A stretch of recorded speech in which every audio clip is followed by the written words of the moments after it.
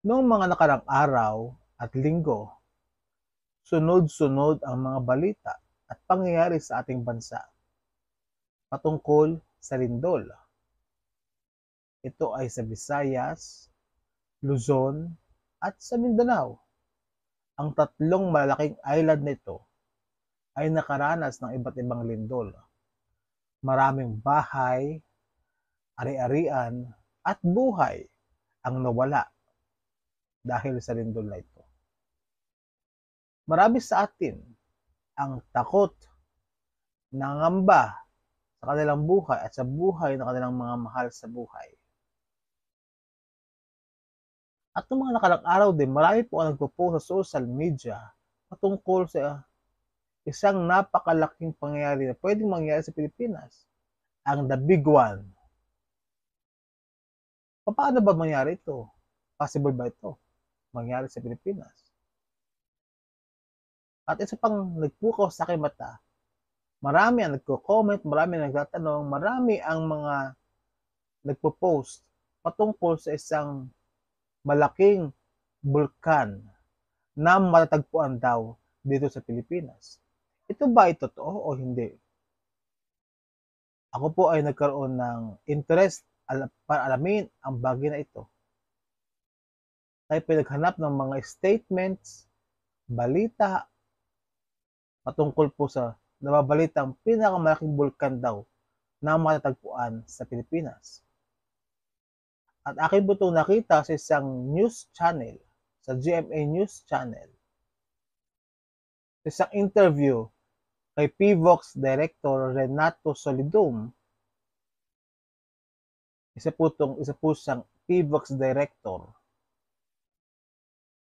Ang PVOX po ay isang department ng government na kung saan sila po ang nag-analyze at mas nakakaalam patungkol sa mga bulkan, ito man ay active or inactive.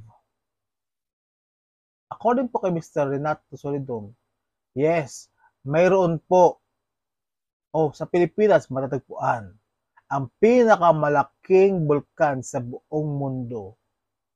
Ang pangalan po nito is Apolake Caldera. Apolake Caldera na matatagpuan sa Benham Rise o Philippine Rise. More than 20 to 26 years o around 46 years active ang activity ng bulkan na ito.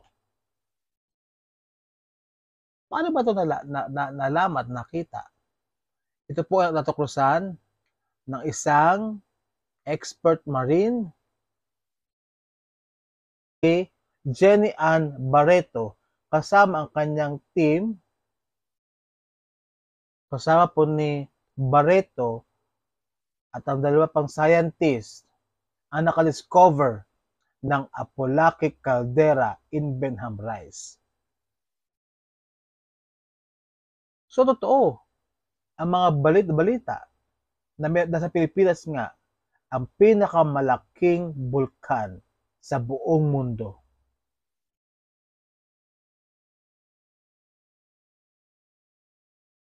At ang diameter po nito ay 150 kilometers, that equivalent to distance from Quezon City to Tarlac. Ganon po kalawak o kalaki ang bulkan na ito. Imagine po, from Quezon City up to Tarlac, ang lawak ng bulkan na ito.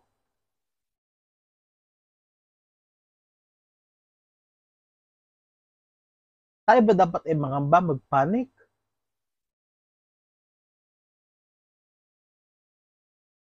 Hindi dapat tayo kailangan magpanik o mangamba. Ang kailangan po natin, maging handa sa mga posibilidad na pwedeng mangyari sa Pilipinas. Ito man po ay maliit na lindol, anumang klaseng sakuna na pwedeng mangyari sa atin, ay kailangan maging handa tayo at updated po tayo sa mga balita mula sa government ng Pilipinas at sa inyong mga bayan. Kung mangyari man po na milindol o anumang sakuna, lagi po natin isipin ang ating kaligtasan pumunta sa mga lugar na kung saan ay safe po tayo, maghanda lagi ng go bag, katulad po namin. Katulad ko po, mayroon pong bit-bit na go bag. Kami ay mayroon nakareding go bag. Na anumang oras, isang damputan na lamang at lumayo sa isang lugar na kung saan ay maaring makabigay ng kapahamakan sa atin. Iba po ang mayroong alam, iba po ang handa. God bless everyone. God bless Philippines.